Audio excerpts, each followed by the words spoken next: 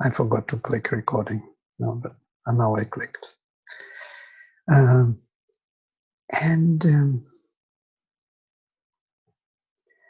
this is how this process is taking place, of the sacrifice. So we find something which is of that delight in us, which is divine delight, and offer it, purify it with our mind, and offer it to the higher streams of consciousness in us, in our universal self. And here we stopped. Garita prashtha mano yujo ye tva vahanti vahnayaha adevam soma pitaye. Shining of flank, yoked to the mind. The bearers that bear thee and bear to us the gods to drink the Soma wine. It continues in the next verse. The carriers shining with gold of mental clarity. Garita Prashtha, whose backs are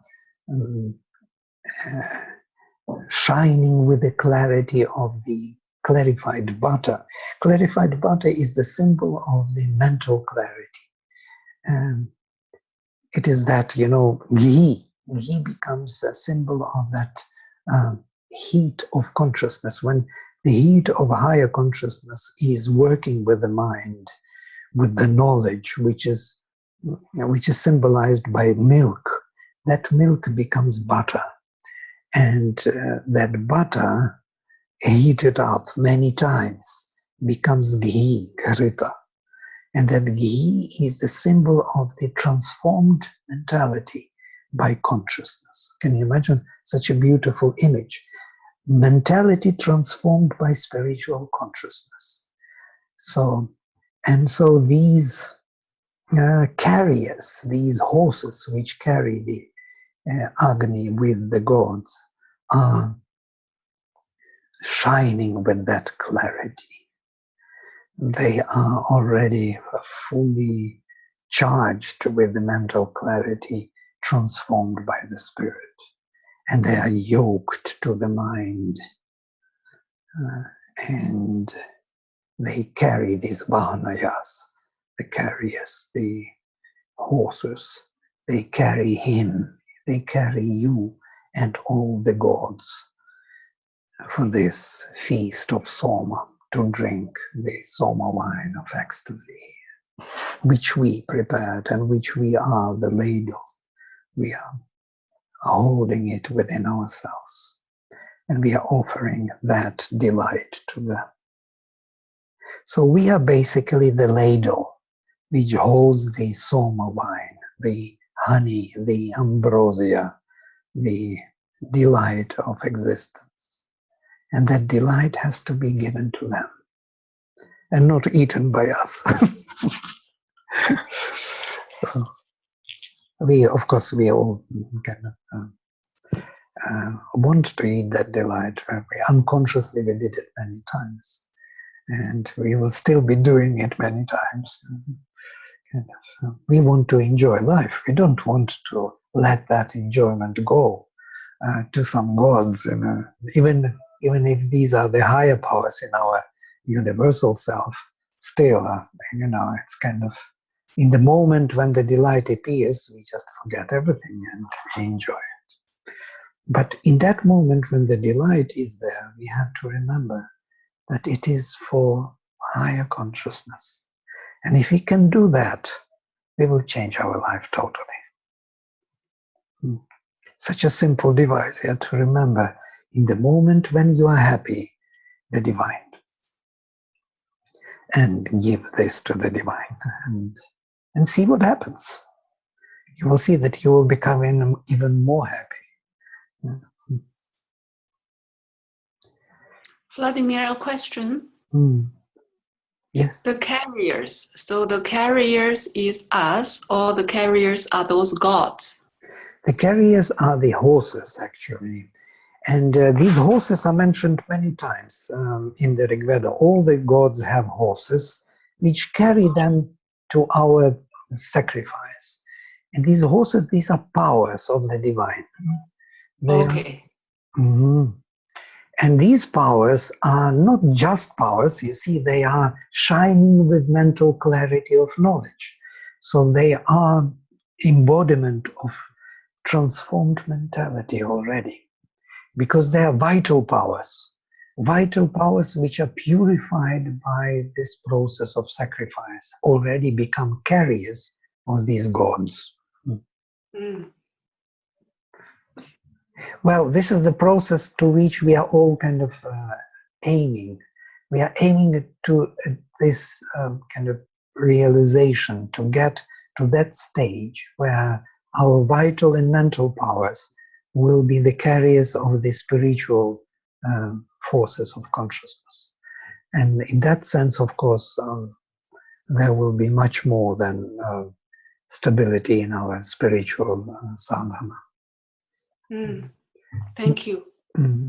Now, these horses are compared with other types of horses. You remember those of vital kind, which are not really bringing the higher powers, which are not transformed, and they are very, how to say, they do not listen to your command. They have their own movement. They follow their own desires. It's like horses which are not controlled by the soul. So you remember in the Gita and in the Upanishads, there is this image of the chariot, a charioteer, horses, and these reins which are holding horses. And everything is described in a very interesting way. And there is someone who is sitting there in the chariot, who the charioteer is carrying. And the one who is sitting there, he is the soul, Yajamana. And the one who is holding the horses, restraining them, is the mind, manas. And the horses are indriyas, our senses, which are running after the object of sense. They want the enjoyment. But if they are not restrained, controlled, they will lead us to disaster. They will lead us to all kinds of adventures to get their desires realized. And mainly what we do, we serve these horses unknowingly. We don't even know what we do. We think that we want. I want this, I say. But truly speaking, it's not me at all. These are the indriyas, horses, who want that. And they lead me in my mind, and I'm running with them to satisfy their needs and desires. And one day I wake up and I say, enough is enough. I don't want to run after your satisfactions. And every time we fall into this trap, when we run after their satisfaction, we already know that something is wrong. We already know. We feel the difference. And still we are kind of as if under the spell or something. We cannot easily, disengage from their movement. Somehow we are used to this slavery to senses.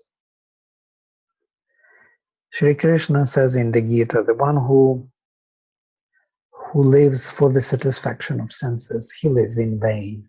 His life is in vain. Because everybody can live like this. There is nothing new in it. You can live and satisfy your senses till the end of your life. And you will never discover anything. Animals are doing it, human beings are doing it. So there is no knowledge in it. There is no meaning in this life to run for the satisfaction of senses. It's a very concrete and harsh statement about us. The one who runs for the satisfaction of senses lives in vain. Mogham partha sajivati, says Krishna. He lives for nothing. Just life is spent for nothing. He didn't recognize himself. He just satisfied senses, which will be running from him to others, and so on and so forth. And these senses are pervading the whole universe. They are everywhere present in all creatures. And all of them are seeking their self-satisfaction. But when you become conscious, when you come out from this kind of spell and you have a glimpse that something is wrong, it cannot go on like this all the time, then you wake up to this idea of yourself. And that is first manas, control of senses, and then there is somebody behind manas. There is this yajamana, the soul. And that is our aim to recognize. But these horses, why I'm speaking about them so long? Because these divine horses are different. When they are becoming part of this process of sacrifice, these vital forces and these mental forces, purified, shining with the mental clarity of the mind which is already transformed by the spirit, and yoked to that mind which is transformed by the spirit, they do totally different work. They are obedient. They listen to the yajamana. They follow his command, his will.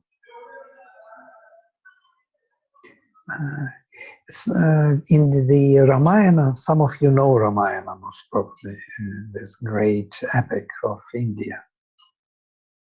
There is one figure, Hanuman, and Hanuman is Bhakta of Rama. Rama is the Lord Vishnu, who came down here, the avatar.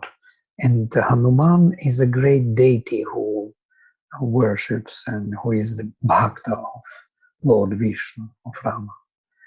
And he is the representative, Hanuman is monkey, representative of vital force. But vital force which became purified and became a servant of the spiritual power, spiritual consciousness. And this power, vital power, can do anything. There are no limits.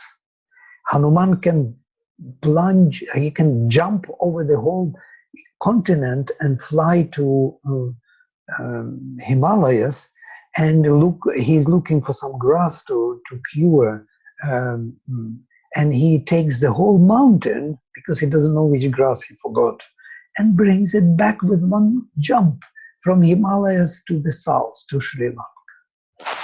This is what the vital, which is purified by the spirit, can do. Anything. There are no limits. Hanuman alone could destroy Lanka and kill Ravana, but he didn't do it because the purpose was different. His purpose was different. So to help Rama, Rama had to kill Ravana. So otherwise he would do it.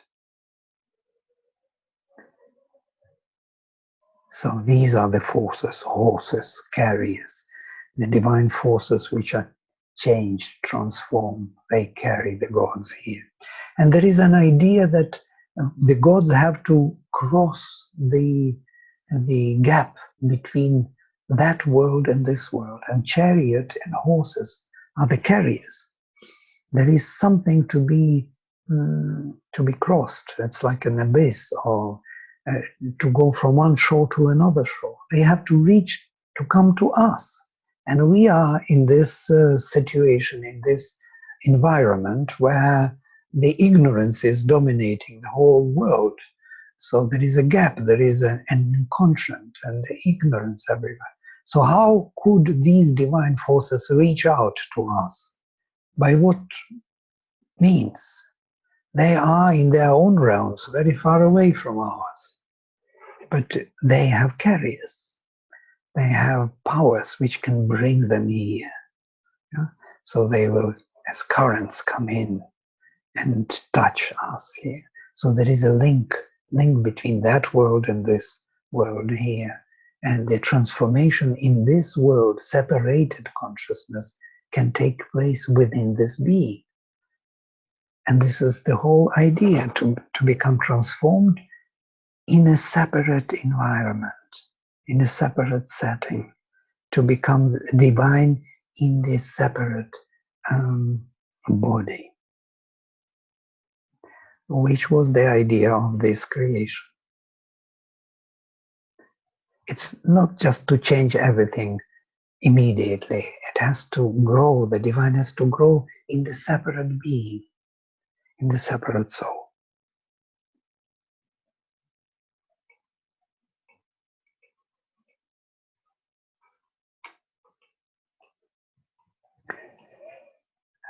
Right.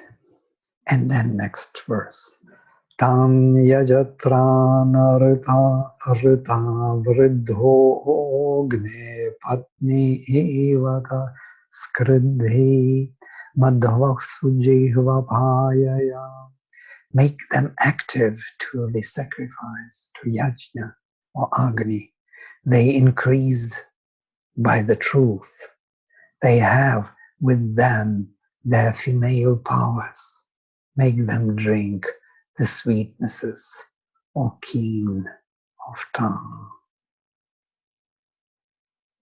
Make the gods who are active and worthy of the sacrifice, who grow by the truth or fire of the divine will, come with their female powers for realization. Feed them with honey, O perfect honey-tongued priest. Now the female energies I mentioned of the gods. So this idea of the male and female energy. The male is not an energy, it's kind of entity, the self. Yeah?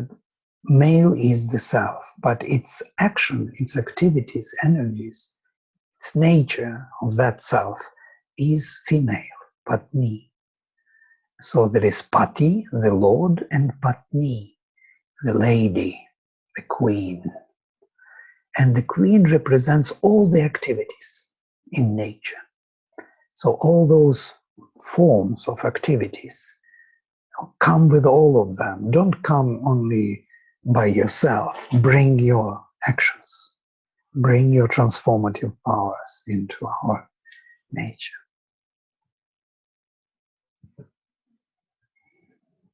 Feed them, or perfect, or one who with perfect tongue, or with this honey.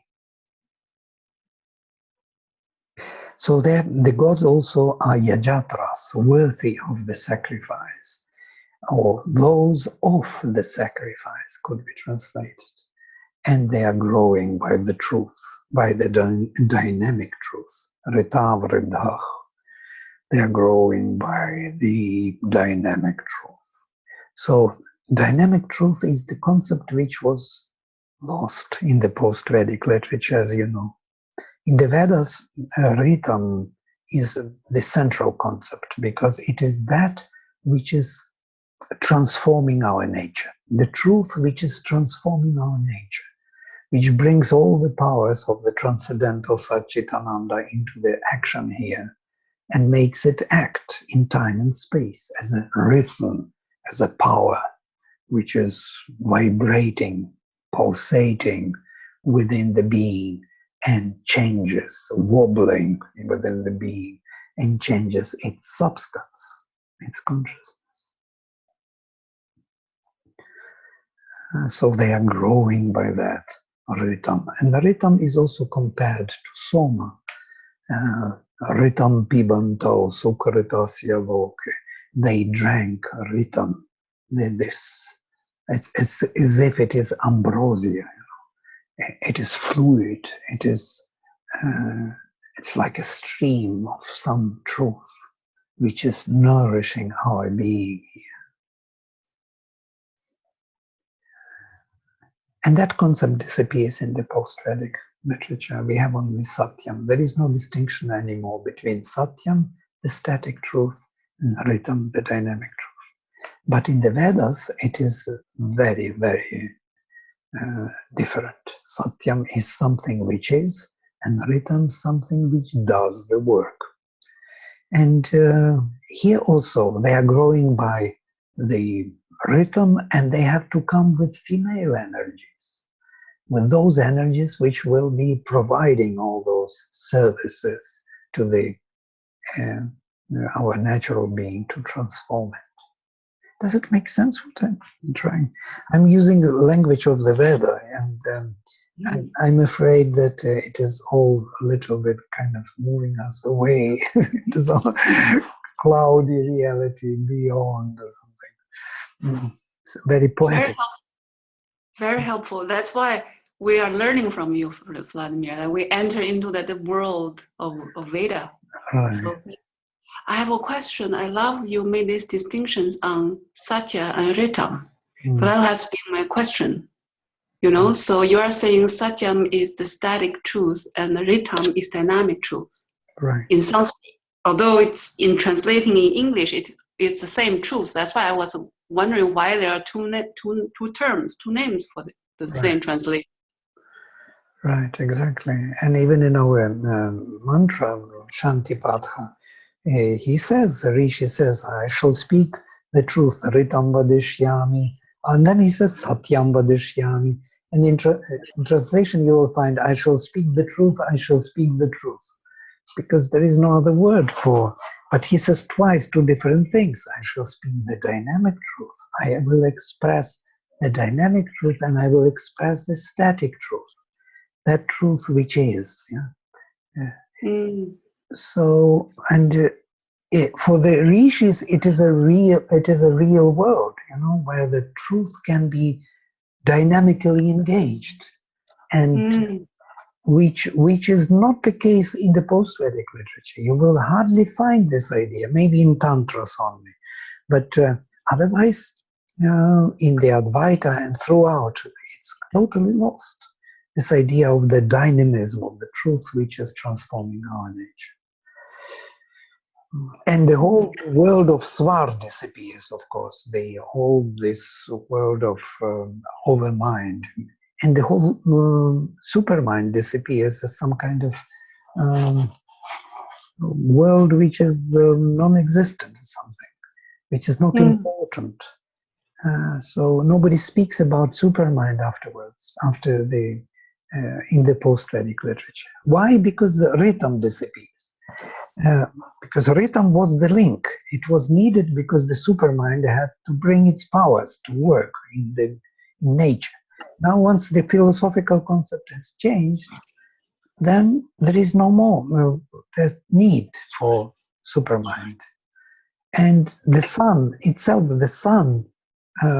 which was the symbol of that truth, of the dynamic truth, also becomes some small deity, some small being, which is rather negative than positive in the post-Vedic literature, because he burns and he brings drought, and instead of bringing rain. So in India especially, sun can be very strong. So they don't like the sun. Sun becomes a small deity. But in the Veda, sun is everything. Sun is the meaning of our life. It is the center of the universe, so to say. Yeah, just one point on somebody mentioning to me that Ritam is the same as Tao in Taoism. So I'm also exploring Taoism and wondering whether Tao is Ritam alone or Tao is Satya and and Ritam. I mean, it's maybe out of the context. I'm just bringing it out in case next time, if we have time privately, you want to explore also your understanding of Taoism with Veda. Right. Well, actually, it's very close to Ritam, because they say Lao Tzu immediately says in the first quoting, first line of the Tao Te Ching about Taoism, the main book of Taoism, and he says immediately that Tao is the path. It's not something static. It's not something. It is the path. It is his word. So if it is the path, then of course it is Ritam. Yeah. Right. Thank you. Yeah. And then number 8. Ye yajatra ye idiyah te pibantu jihvaya madvoha gne vashat kriti. And those that are active to yajna, those that are adorable, let both of them drink with thy tongue, O Agni, the heady sweetness of the wine.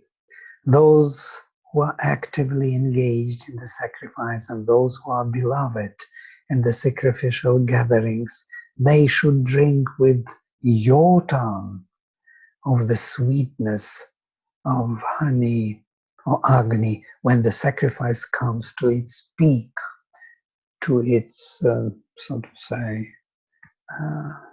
moment of transformation. What is interesting in this verse is that there are two types of gods already mentioned here.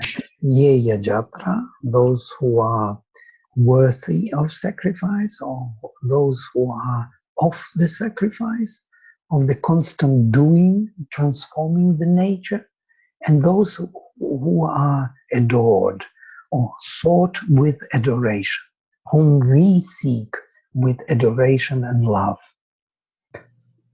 So there are active gods who are making the transformation of our nature, and there are gods whom we love and want to be there because there is this bhakti relation.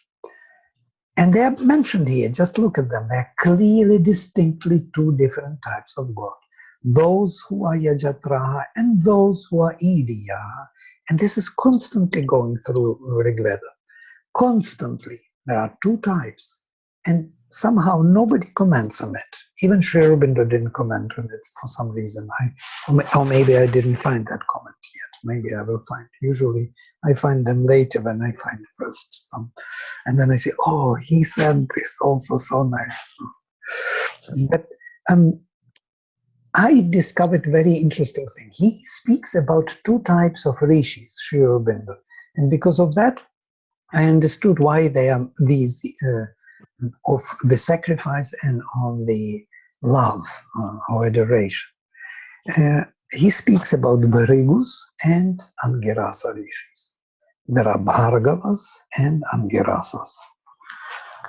There are Purva Rishayaha, there are first rishis, ancient ones, and there are Nutana Rishayaha, modern ones. And there is Bhrigu and Brihaspati. There is also, for those who are Jyotishis, it would be interesting to see that there is Venus and there is Jupiter. Venus or Shukracharya represents Bhrigu, represents those ancient rishis who are sacrificing in their own way, and he is the teacher of Asuras, yes, Shukracharya, and Brihaspati is a teacher of the gods. So we have gods and Asuras, we have Venus and Shukracharya and Brihaspati, and we have two types of gods, ancient ones, Yajatraha, and Idiya, those who are loved. And this is really fundamental. There are two major cults in the esoteric history of our humanity. And most probably I was mentioning already these things. But one, the ancient cult is the cult of nature and transformation of nature. That is Shiva Lingam, that is Kundalini Shakti, that is that which is rising from below, the force, the Agni. Agni is that force which is rising from below and transforming all our nature. The heat in nature, energy of nature, which can be utilized, can be put into perspective, and that's what tapasvins do. They concentrate that energy and create out of it something, some power which can change our being. So they are rising with that fire up. And there are other beings which came later, gods, who discovered that this heat in nature has not only in nature, but also somewhere in the more sublime realms of our being, has a domain which is known as our soul, that Angushtamatra Purusha, or that being within the heart, Hridi Guhayam, in the cave of the heart, there is the divine being. which is loving the divine, not that which is burning and acting and transforming our nature, but that which loves and wants to have only love relations, the soul. And somebody asked the mother whether rishis knew about the soul in the heart. And she says very interestingly, she says, no, they didn't know about the soul in the heart, they discovered it. And this is something to think of, you know. They didn't know, but they discovered. So basically what happened to them is that they were following old sacrifice, Purusha Medha. Purusha Medha, the sacrifice of Purusha, where the body, vital and mind was given to these higher forces. The nature was given, nature was offered. But then there was a shift, and there was a discovery of the inner being within them, which was loving the divine, which wanted only by love to give itself totally and bring all those gods and forces into action by that adoration and love. Very interesting distinction if you think Purva Rishaya and Nutana Rishaya. Purva Rishaya of that Venus, Bhargavas, ancient rishis, and Nutanas, these modern ones, are Angirasa rishis with Brihaspati. And here is the conflict of our being, the power which is rising from below. It is that power of nature, Shiva Lingam or Kundalini Shakti, or that procreatory power of nature, that sexual impulse in us, which is creating all nature, which is becoming more and more sublime. And by sublimating that power, you can make the ojas, yeah? And out of ojas, tejas. And out of tejas, you can gain some subtle power in the vital and the mind, which can receive the divine truth. So there is one way of transformation of that old ancient yoga, and there is other new path which comes from the heart. Suddenly there was a new discovery. New gods came into play. New rishis were there, so to say, Angirasa rishis. And between these, so to say, so-called the conflict, as the conflict is in our being, because our being has two powers. We have the sexual drive, the drive which is of the nature, of vital and mental nature, and we have also the drive which is psychic being, which comes from the heart, from the depth of ourselves. And that is Antaryamin, Chaitya Purusha, Angushta Matra Purusha. All these words are describing that Antaryamin or Antaratman, involved soul, which is loving. And what I want to say about these two,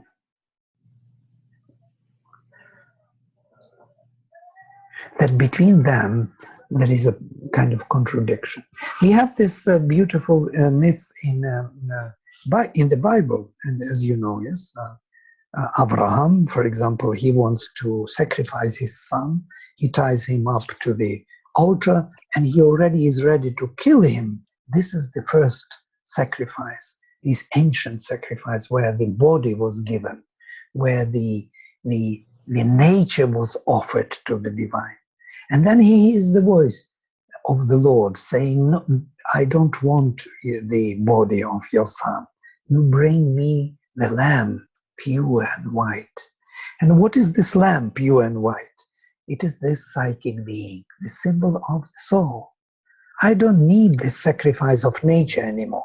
There was a shift in the cult, in the esoteric history, from one cult to another, from the cult of the sacrifice of nature to the cult of the sacrifice of the soul.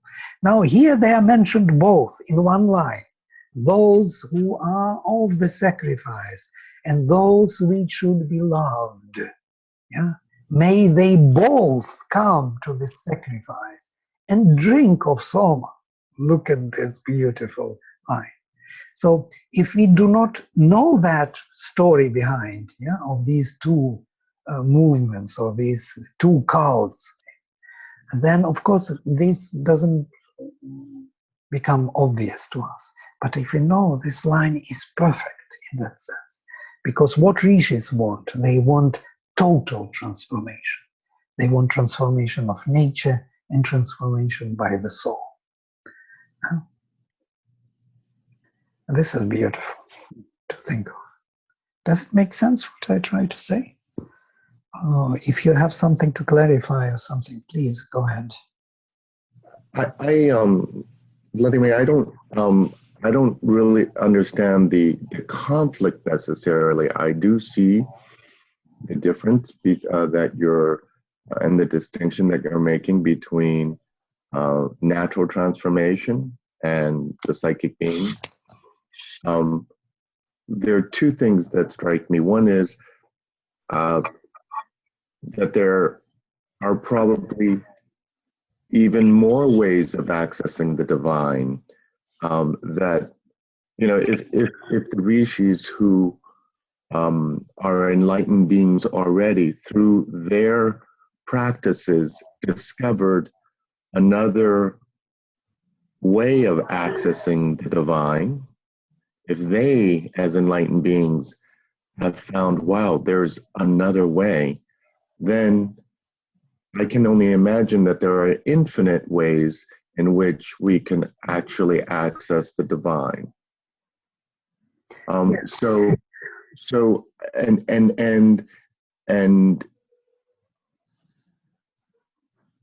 are they necessarily, is one necessarily more appropriate than the other? It seems to me here that, especially with this number 8, they are suggesting that both should be applied. All and any way of being able to access the deities and drink the sweetness of the wine should be applied. Right, and that's the beauty of this line, that they are applying to both of them, to both these major powers. Actually, we have major 2 drives in us. Yes, one is that divine involved in nature, in our body, vital and mind, and that is that Yajatraha, those gods, they have to unfold. Yeah, they have to come and deal with this nature. And there is other being in us, which is really a visitor, so to say, from another world, so to say, who is dwelling within this nature, and that is the one who adores the divine. So we don't have many varieties of these. We may have many varieties of these powers, yes, and many methodologies and approaches, but these will be 2 major drives in our nature. We can't really, in our system, so to say, one is soul and other is this nature, soul and nature. And they are in certain contradiction, of course, because there is a contradiction between the sexual drive, for example, and the soul love, where there is a contradiction. They don't go together, yeah, unfortunately. And that is known through all these history of religion, where the monks, so they have to be, you know, they have to restrict, or brahmacharis, they have to restrict this energy of the nature. And there was a preference for the soul and the gods. And from here we have the fight of the gods and asuras, because basically asuras are not asuras before the gods came. They are the gods. Huh? They became asuras only when the gods appeared, and they started to have this conflict. And there was a preference. Our preference is for the soul and the gods, and not for that old way of change, yeah, through the asuric power and through those ancient gods. The asuras are called the elder brothers of the gods. They are brothers, yeah? But they came earlier, they came first. And they did the sacrifice first. They are those Purva, those first Bhargavas who did the Soma Yagas, who were distilling the delight out of our existence and offering it to the higher powers of consciousness. And there is a way to do it. This sacrifice is still valid because, for example, somebody wants to become a violinist and he sacrifices all his energy, vital energy, mental energy, physical energy to become that. He's practicing every day, forgetting everything else, and he becomes that. This is the way of Bhargavas. You can make nature work. You can perfect everything in this world and make divine by that movement. Yeah? But there is an egoistic drive behind. I want to become a violinist, the best in the world. And I can become. I can do it. I can make my nature work. Tapasya. Wouldn't you say in that example you just gave, though, that relating it to the metaphor of horses that are just sense-driven and horses that are carriers, that those people who perfect their skills, if you will, or they apply all their vital energy, intellectual energy into some manifestation that is not a sacrifice, right, is more sense-driven rather than being carriers and offering all of their actions, like karma yoga, to the divine, right? So when we talk about tapasya, my interpretation of tapasya is it's psychic energy that's being created for the purposes of purification in order to, Right. Yeah. So there's a distinction that I make between, my ordinary reality and going to work, not to say again that it can't be, sacred. Everything is sacred if you offer it to the divine, and I get that. But to me, that they're not mutually exclusive. I thank you, by the way, for that distinction between soul and nature. I completely get that. I completely get that there's transformation of nature, and then there's accessing the psychic being in order to tap in order to create this sense of bhakti. Right. One is karma yoga and one is bhakti yoga, isn't that? Something like that, yes, exactly. Karma yoga and bhakti yoga, which come later in these terms, they will be reflecting exactly these two, yajatra and idiya, these two types of relations. One will be through love, soul, dedication, devotion. Other will be through work and concentrated effort and egoistic effort also, because we have to use our ego to make certain things work. But it also works for the divine manifestation, because it brings this instrument. It is becoming purified, becomes capable of playing music. It's a huge effort necessary to make, to play music perfectly. So whatever the reason is behind, it is a huge tapasya in that effort. Whether it is given to the divine, because everything is the divine, and the heavenly music is the divine. So only it is the ancient way of doing the sacrifice, which is very, very kind of prominent even now, today, especially today in the West. Everybody does something, tries to achieve certain perfection in his work and so on and so forth. And nothing is wrong about it. And we can see this only in the Veda. Later we don't see it because, and I will explain why. Because when God came into action and the soul started to love the divine, it created the split in our consciousness. We started to look at the other sacrifice as something inferior. We started to put it down every time and speak about it as something which we should not do. we should not be egoistic. We should not achieve certain things. We have to be, loving the divine and so on and so forth. So, and Shiva, for example, the Rudra, he was always against this fight between gods and asuras. He was always taking the side of asuras. Why? Because he knew from the beginning that they are the first gods who were doing this embodiment of the divine here in their own way, as they could, as they understood it, by the means they had. He doesn't blame them, you see. And it's a very, very different thing to think about it now, about our nature. If we can include our nature into this process and make part of this, then it would be really marvelous. There would be this integral approach where our nature and the soul can work together. But the difference between them, Mother speaks of.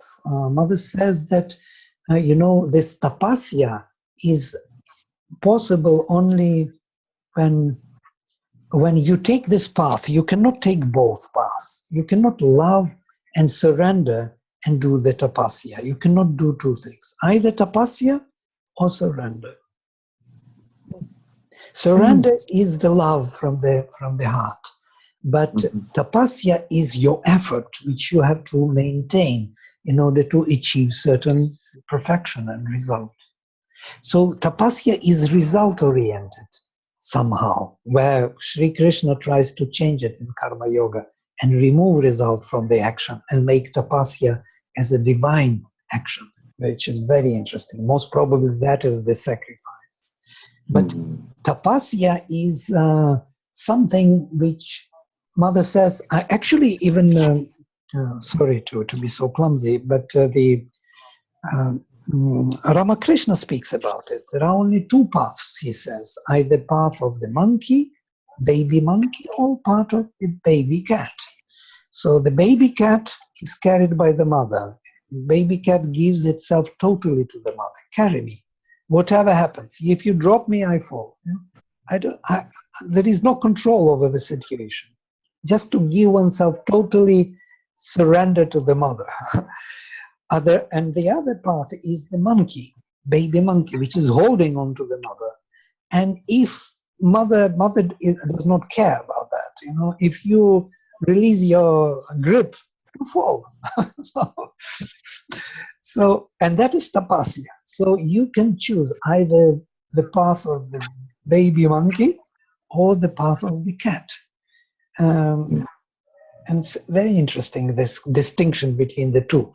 And Mother says somehow, for some reason, both paths cannot be in one effort. You have to choose one of them. Either surrender or hold on to the divine. Just to think, I'm just kind of giving this as a food for thought. I don't have the solution for this, but I like this problem being not solved very fast, because it gives many answers to many other things which are on the way. I don't want very fast answer, but here these two types are mentioned, that they both have to come and drink the delight of our being. That means something. That means an integral approach.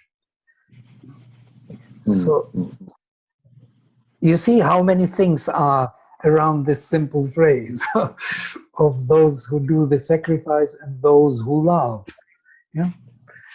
So kind of interesting.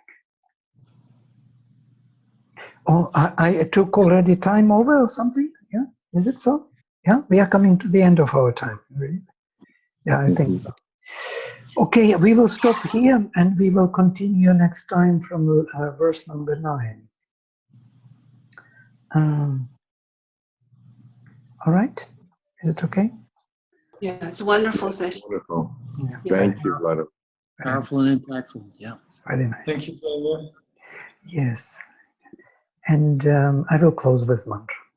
Om Sarve Bhavantu Sukhinaha Sarve Santu Niramayaha Sarve Bhadrani pashyantu ma kaschit dukkha bhag bhavet. Om Shanti Shanti Shanti.